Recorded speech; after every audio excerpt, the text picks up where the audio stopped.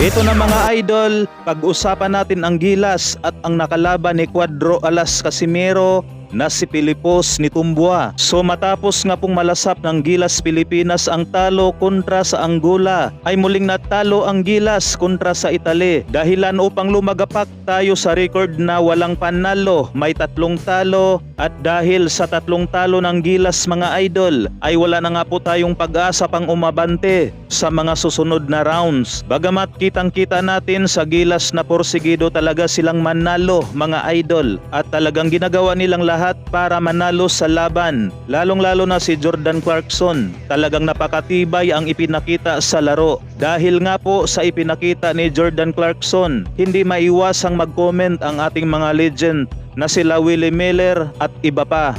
Just to make it clear, we're not hating on Jordan. Ano Jordan. Idol yan. Oh, Idol natin yan. ang dami pang kayang gawin ni Jordan, nakakaawa lang din. Nasa kanya lahat ng pressure. Oo, yung load. Nasa kanya lahat ng pressure, Brad. Usan nila. Knowing na NBA player ka sa buong grupo, talagang katrabaho ka dahil nasa shoulder mo nga lahat eh. Mahirap yung situation. Kailangan nyo buhatin niya yung buo ha. Mahirap yun. From point guarding to scoring, and trying to play defense. Yun yung sinasabi ko. Kaya pwede mo nang buhatin pero off the ball yung marireceive mo, hindi yung ikaw lagi i-create and everything. Sana.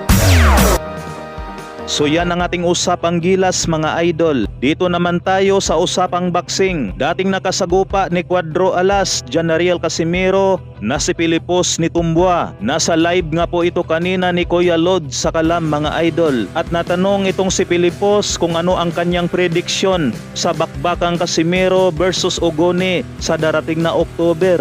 At napakatindi nga po ang sagot ni Pilipos mga idol. Ika ni Pilipos, knockout for Cuadro Alas before 5 or 6 rounds. Let's go Cuadro Alas. So yan nga po ang prediction ni Pilipos ni Tumbua mga idol. 5 to 6 rounds lang daw ang itatagal ng kalaban ni Cuadro Alas na si Ogoni. So kung dati nga po ay hindi naka-move on itong si Pilipos ni Tumbua, matapos ito matalo kay Cuadro Alas sa Okada at maagawan ng WBO Global Super Bantamweight title, ay biglang bumait na nga po itong si Pilipos ngayon kay Cuadro Alas Casimero mga idol. At dahil nga po ay biglang bumait na itong si Pilipos kay Cuadro Alas, ay marami na tuloy na Pinoy fans itong si Pilipos ni Tumbua. So ayan lamang mga idol, hanggang dito na lang. Maraming salamat po.